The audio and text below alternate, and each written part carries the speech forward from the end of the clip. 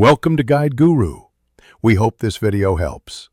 Gather 8 oz of whole mushrooms, 3 tablespoons unsalted butter, 1 tablespoon olive oil, and 3 cloves garlic.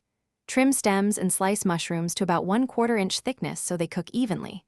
Mince garlic finely and chop 2 tablespoons fresh parsley.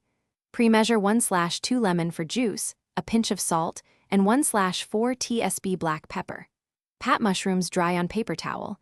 Excess moisture prevents browning. Set a large skillet on the stove, and keep ingredients. Place a large skillet over medium-high heat and add 1 tablespoon olive oil. Let it shimmer.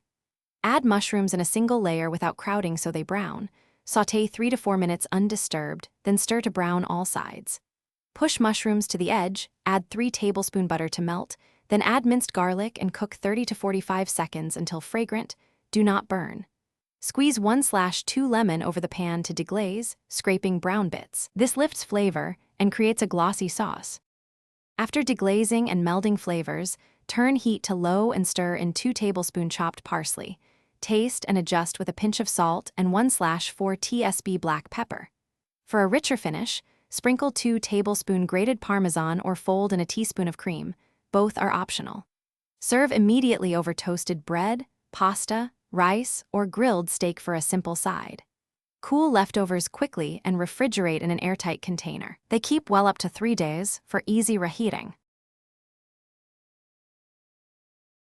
Thanks for watching. Consider subscribing if we helped you today.